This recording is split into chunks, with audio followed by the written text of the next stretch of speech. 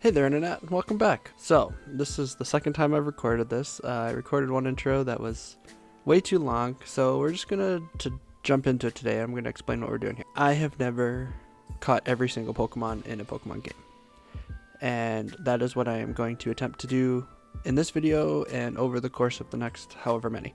So I am going to be working on a living Origin Dex. So for those of you who don't know what that is, let me explain. Say you catch a Pidgey on Route 1 in Kanto, and throughout the game you evolve it into a Pidgeotto and then a Pidgeot. You now have 3 Dex entries for that evolution line, but only 1 Pokemon left. When completing a living Dex, you have to have all 3 Pokemon at the various evolution stages.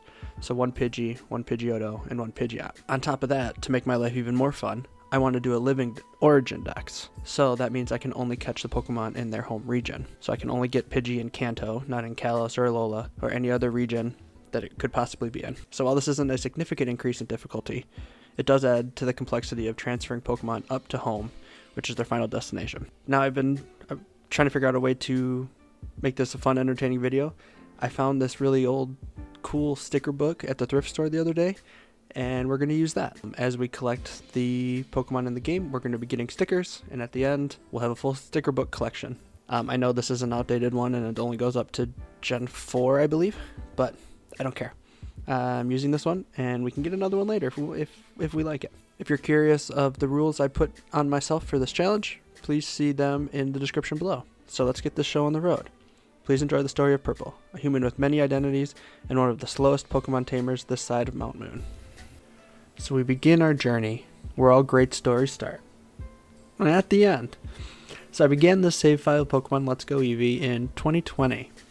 I had just beaten the Elite Four, and now this little kid comes running up to me and starts bothering me, so I just brush him off, and I begin my hunt for them all.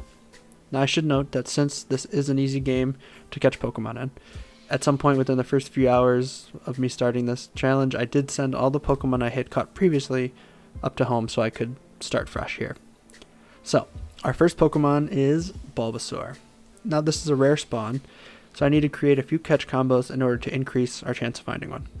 Because I want to try to stay in Dex order, I released all these comboed Pokemon after I caught them. After 3 separate chains, I've acquired all 3 Bulbasaurs that I need. And since 2 are going to be evolved, I won't be counting them now. This brings our sticker total to 1. We all have to start somewhere, right? Our next target is Charmander. They like to hang out in front of Mount Moon on Route 3. That being said, while hunting for my 3 Charmanders, I also caught 2 Ekans, 2 Rattata, and 2 Spearow, bringing our sticker count to 5. Next is Squirtle. Oh, how this little turtle frustrated me. Kind of my fault, though. I was told that you catch them in the Seafoam Islands, so I went there. I formed a chain, and so appeared the little thing, so cute and blue. Oh, but not very nice. It did not want to stay in its dang ball, so I eventually gave up and ran away. I talked to some more of the people around town, and I was told that just north of Cerulean City, you can catch them there too. So after 3 more chains, I found 3 cute little turtles. Between the 2 locations, I caught Seal, Dugong, Slowpoke, Slowbro, Venonat, Jinx, Psyduck, and a shiny Golbat. And I evolved 1 Squirtle to Wartortle, an Ekans into Arbok, 2 Bulbasaurs into Ivysaur, and 2 Charmanders into Charmeleon. With that, our sticker total is now at 18. Not too bad. Now it's back to Viridian Forest. And this is why I added Rule 6. I have to come back here at least 2 more times because I didn't catch what I needed the first time. But what's done is done, and let's get to catching. On this romp in the woods, I catch a Pidgey, Caterpie, 2 Metapod, a Weedle, Kakuna, and after 10 minutes of running around, a Beedrill. It probably would have just been faster to evolve a Kakuna, but oh well. Up another 6 stickers. Someone in the forest gave me a tip that a really rare Pokemon lives on Route 18, so I made my way only to find a Dodrio. That's not that rare. Wasn't all the ways though. We fought a fellow trainer, and another Squirtle evolved into Wartortle, and Metapod into Butterfree. I went back to the kid in Viridian to give him a piece of my mind, and he just decided to run away. Yeah, you knew he would get his butt kicked if he battled me.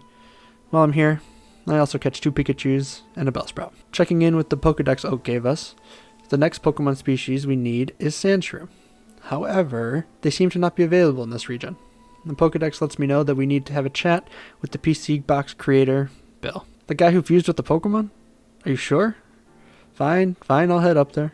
Talking to Bill, he ensures me that it's very safe to perform this process. I step into the machine, and I start to feel really tingly. And when I step out, I'm greeted by a smaller Bill. And it seems like my body has shrunk too. The world has changed, but yet somehow it still feels the same. I leave Bill to his machines, and I go to try to catch a Sandshrew in Mount Moon and a Sandslash in Cerulean Cave. But I seem to remember, in a textbook somewhere, that Sandshrews have a regional form in a different region too. I consult my decks once more for guidance, and at their assistance, we're on a boat leaving Vermilion, heading to the beautiful islands of Alola. When I arrived, the locals told me I could find the little critters on Mount Lanakila, so I scaled up the mountain and caught 2 Alolan Sandshrew. Now this one evolves different than its Cantonian counterpart. Alolan Sandshrew needs an ice stone to evolve, which I could do now, but I've decided to do all the stone evolutions at the end. While we're on our tropical vacation, let's also catch 2 Alolan rats. So with Rattata and Raticate, we are now at 34. On our boat ride back, I dreamt of a powerful Pokemon. I talked to Bill again, and we get in the machine to return to our normal selves. I thank him for his service and leave, hoping that I do not have to do that again. I head east out of Cerulean to find and catch a Nidoran male and female. I only catch one because the evolutions can be found easier just outside of the Indigo Plateau. And as I'm up there, I catch 2 Nidorina, 2 Nidorino, 2 Execute, and a Fearow. Clefairy is next on the list. Heading again into Mount Moon, we catch a Zubat, Geodude, 2 Paris, Chansey, and finally those 2 Clefairy. I took some time to look for a Clefable, but no luck. I also made sure to look for some Moonstones on the ground for later. And after our hike, we're left with 43 sticker entries. Next, I decided to head down to Route 6 to look for Vulpix. I found those easy enough, and even snagged a couple Jigglypuffs in the process. While I was in the area, I took a stroll into Diglett's cave, and to no one's surprise, I was able to catch a Diglett and its evolution Dugtrio. I seem to remember, though, on my last trip to Alola, someone mentioned that they had a Diglett's cave as well. Well, after seeing this magnificent cave, I need to see if theirs holds up. I'm right by the harbor anyways, I might as well take the trip. So I board back on the boat, and for the second time this week, I'm heading to Alola. This time, our destination is Akala Island to explore Diglett's tunnel. When I arrive, I notice that no matter how long I hunted for, no Dugtrio were showing up. I talked to the local outside, and they kindly tell me that Dugtrios are found in the Haida Desert. Wow, this Diglett's cave is inferior compared to the Kanto one. I'm gonna have to leave a bad Yelp review on my way to Ula Ula Island, where I head into the desert to catch Dugtrio, and then I once again scale Mount Lanakila to catch 2 Alolan Vulpix. Before we hop on the boat back to Kanto, I need to catch a Pikachu to evolve later. Arriving back, I decided to run around Route 2425 again. I catch 2 Meowth, Psyduck, Poliwag, 2 Poliwhirl, and a Magikarp here. And wouldn't you know, I'm right next to Bill's house again. Pokedex kindly informs me that next on the list is 2 more lines that we can only catch when we're small. Really? I hated the feeling of that machine. I guess we have no choice but to talk to Bill and shrink down again. I'll get payback on you one day, Bill. I head over to Route 15 to catch an Oddish and 2 Gloom, and then make my way back to Route 23 to catch a Mankey and Primate. Hey, I'm getting kind of used to this body. It's not that bad, actually. I want to try out my athletic abilities, so let's surf on down to Cinnabar Island. Wait, what? I don't ride a surfboard here? I just swim on the back of a Pokemon? Oh, lame. Well, I made it to the island, and there's not much here, so I might as well explore this old abandoned mansion. When I'm in here, I found a Grimer, Muck, and 2 Growlithe. If I remember back to my childhood years, I seem to remember reading a picture book that said Growlithe used to look different a few hundred years ago. I wonder if Professor Oak has any info I can go off of. I surf back up north to Palatone and head into the lab. Oak tells me that one of his fellow Pokemon professors is working on a secret project involving time manipulation that is strictly off the books, but that I should head to Paldea to see if I can talk to them. Paldea. I've never heard of it. Must be some new continent that was just discovered. I talked to the sailors in Vermilion, and they assure me that it is a real place, and that they would be happy to take me. So I texted my mom goodbye, and off I went. Thanks for listening to Purple's first part of his adventure in Kanto, trying to catch his Origin Dex. This has been a lot of fun to create and kind of put this story together. It's been a lot of work. I hope it all turns out well and that you like it. This is only part 1. I have 100 more Pokemon to catch or so. It's been a long, tedious process, but I'm enjoying it. I'm having fun. So yeah, I get to learn more about this game and these worlds that I've grown up with. So yeah, I hope you can find this story as enjoyable to listen to as it is for me to kind of create.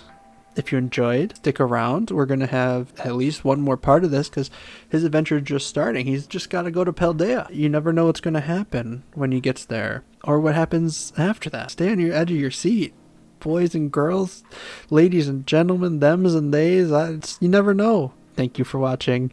I appreciate it. I know most people who watch don't get it this far, so if you got this far, in the comments, right? I enjoy string cheese. That's it. That's what first thing that came to my mind. So if you like string cheese, write it down in the comments and I will reply back that I also like string cheese. So thanks for watching. I hope you have a wonderful day, night, afternoon, wherever you are located.